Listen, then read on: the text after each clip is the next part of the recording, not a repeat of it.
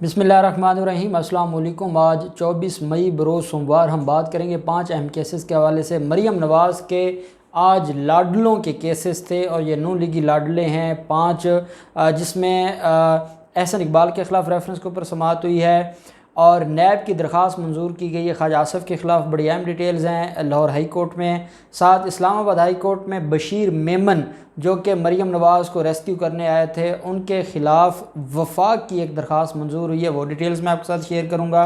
फवाद हसन फवाद के ख़िलाफ़ आमदन से ज़्यादा असासाजात केस की समाअत हुई, उसके ऊपर हम बात करेंगे। और शौकत अज़ीज़ सिद्दीकी आप जानते हैं कि इस्लामाबाद हाई कोर्ट के साबिक़ चीफ जस्टिस हैं और शौकत अज़ीज़ सिद्दीकी को जो ओहदे से बरतरफ़ कर दिया गया था सुप्रीम जुडिशल काउंसिल की तरफ से, और जो अल्फाज इस्तेमाल किए गए थे और बतौर चीफ जस्टिस जिस तरीके से उन्होंने गुफ्तगू की थी, वो गुफ्तगू ऐसी थी जो पब्लिक पर करने वाली नहीं थी एक चीफ जस्टिस के लिए।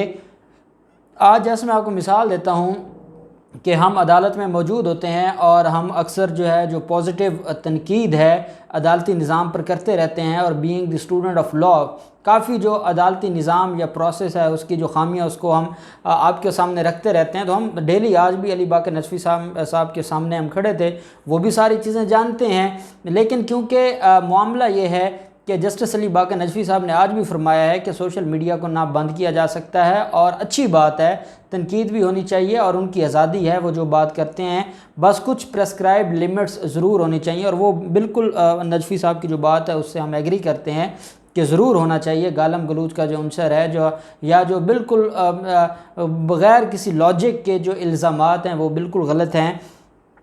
यही इल्ज़ामात लगाए गए थे शौकत अज़ीज़ सिद्दीकी की तरफ से और फिर उनको बरतरफ़ किया गया था सुप्रीम जुडिशल काउंसिल में की तरफ से।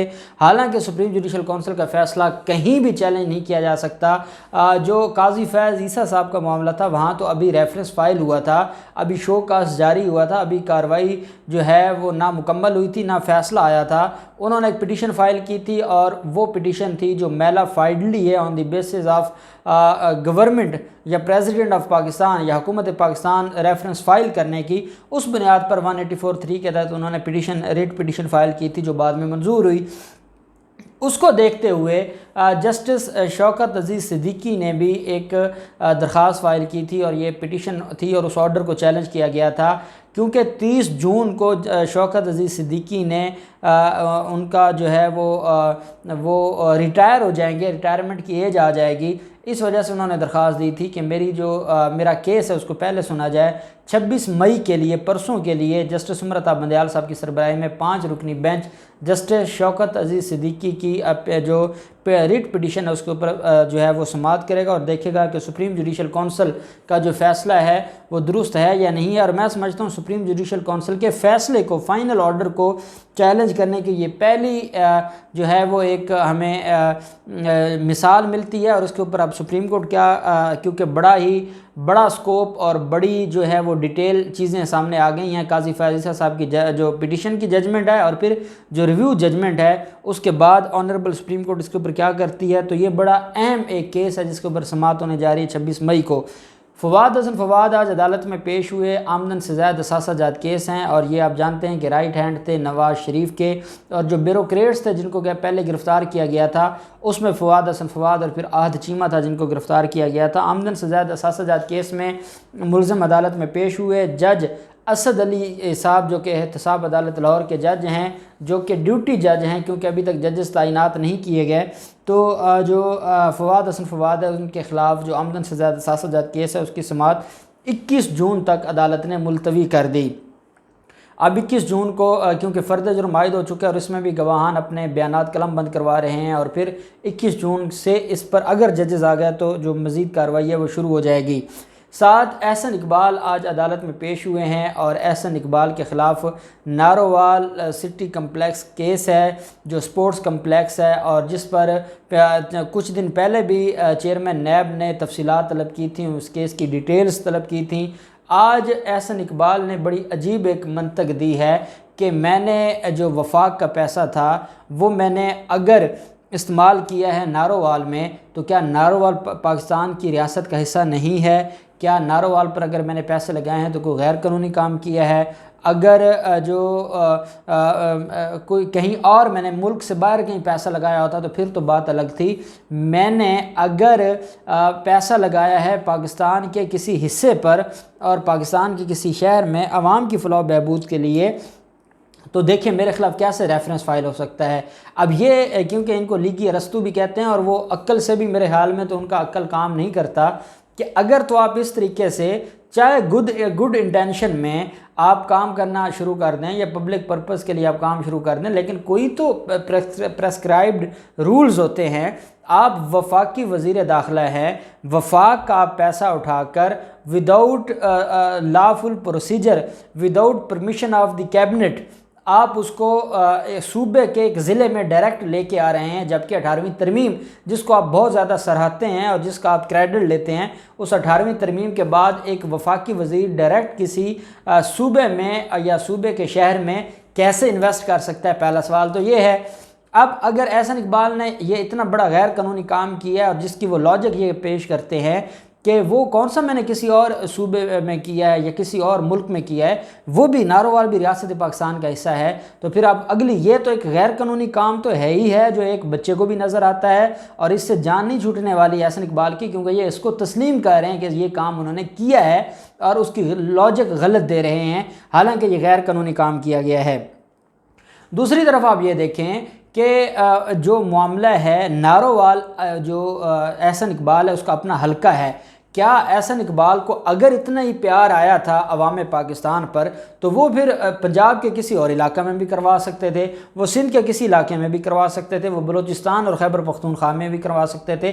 اپنے علاقے میں غیر قانونی طریقے سے بغیر اتھارٹی کے، بغیر پرمیشن کے آپ اگر وہاں پر اربوں روپے لگا دیتے ہیں، اور وہ اربوں روپے بھی جو کام 98 کروڑ میں ہونا تھا 98 کروڑ لگ گئے، اور اس کے بعد آپ نے کہا کہ جو ہے وہ اتنے کروڑ مزید لگیں گے. جو آپ نے تخمینہ لگایا تھا کام زیرو پر کھڑا ہے، پیسے جو آپ نے تخمینہ لگایا تھا وہ سارے لگ گئے ہیں، اور لگایا کہاں پہ جا رہا ہے؟ اپنے حلقے میں. تو کیا آپ اپنے حلقے کے لوگوں کو خریدنا چاہتے ہیں غیر قانونی طریقے سے وہاں پر کام کر کے؟ آپ کی پنجاب حکومت تھی، آپ پنجاب حکومت کے ذریعے کروا سکتے تھے. اگر آپ کو شوق تھا اپنے علاقے میں کرنے کا آپ کرتے، پنجاب حکومت کے تھرو کرواتے. اب آپ کے خلاف ریفرنس فائل ہو گیا ہے اور آپ کے پاس اتنی اہم ثبوت ہیں اور انلیگیلٹی کو آپ خود تسلیم کرتے ہیں، اور پھر آپ کہتے ہیں کہ چیئرمین نیب سیاسی انتقام لے رہا ہے، عمران نیازی سیاسی انتقام لے رہا ہے. تو ایسی باتیں کرنے سے تو یہ معاملہ حل نہیں ہوگا. دوسری طرف بشیر میمن جو کہ سابق ڈی جی ہیں ایف آئی اے کے، جنہوں نے ایک شوشہ چھوڑا تھا اور جیو نے اس کو پروموٹ کیا، مریم نواز نے پیچھے سے بیک کیا، اور وہ معاملہ یہ تھا کہ قاضی فیض صاحب کے خلاف کیس بنانے کا مجھے عمران خان نے کہا تھا، اور یہ وزیر اعظم ہاؤس میں بات ہوئی تھی. پھر دوسرے دن جب اس کی جعلی فیکٹریاں پکڑی گئیں اور جال سازیاں پکڑی گئیں تو پھر انہوں نے کہا کہ نہیں مجھے عمران خان نے نہیں کہا تھا، مجھے تو جو ہے وہ فروغ نسیم اور شہزاد اکبر کے ساتھ بیٹھ کر یہ بات ہوئی تھی. انہوں نے یو ٹرن لے لیا اور جو ہے وہ اپنے معاملے سے پیچھے ہٹ گئے. ان کے حق میں ایک فیصلہ آیا تھا، انہوں نے خود ریٹائرمنٹ لی تھی. ریٹائرمنٹ کے بعد یہ پینشن لینے گئے تھے، اور کہاں سے لینے گئے تھے؟ اسلام آباد ہائی کورٹ سے لینے گئے.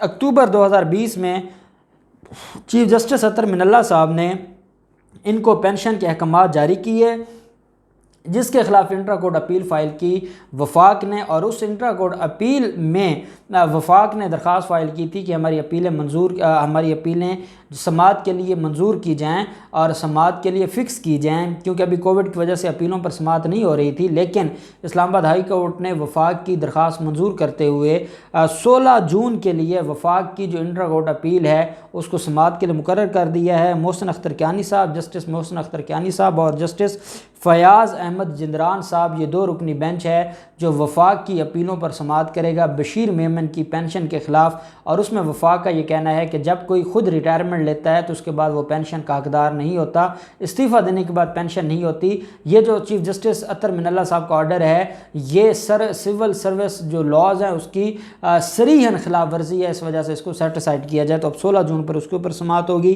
خواجہ آصف کے حوالے سے جو لاسٹ ڈیٹ آف ہیئرنگ تھی، آنریبل جو لاہور ہائی کورٹ ہے، جسٹس عالیہ نیلم صاحبہ اور جسٹس فاروق حیدر صاحب، 2 رکنی بینچ تھا، انہوں نے کہا تھا، انہوں نے فرمایا تھا کہ جو معاملہ ہے جو ٹرانسفر ہوئی ہے انکوائری راولپنڈی سے لاہور، تو اس کی دستاویزات کدھر ہیں؟ تو وہ دستاویزات طلب کی تھیں آنریبل لاہور ہائی کورٹ نے۔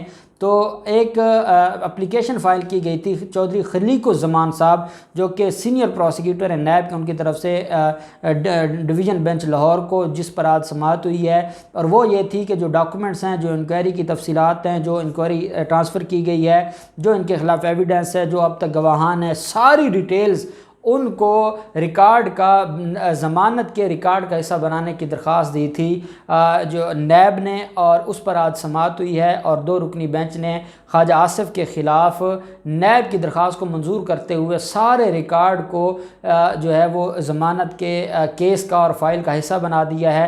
اب کیونکہ وہ غیر معینہ مدت کے لیے ملتوی ہوئی ہے جو پٹیشن ہے، بیل پٹیشن خواجہ آصف کی، جب خواجہ آصف کی پٹیشن پر سماعت ہوگی تو نیب کا سارا ریکارڈ عدالت کی فائل میں موجود ہوگا اور پھر بحث ہوگی، اور اس کے بعد میں سمجھتا ہوں کہ یہ بہت کم کیسز ہیں جس میں نیب اتنی زیادہ محنت کرتا ہے اور درخواستیں دیکھ کے ریکارڈ عدالت کے جو فائل ہے اس کے ساتھ لگواتا ہے۔ تو اب خواجہ آصف کی پریشانیوں میں مزید اضافہ ہو گیا۔ اب دیکھتے ہیں ان سارے کیسز میں کیا ہوتا ہے، جو بھی ڈیولپمنٹ ہوگی آپ کے ساتھ شیئر کرتے رہیں گے۔ اللہ پاک پاکستان کا حامی و ناصر ہو۔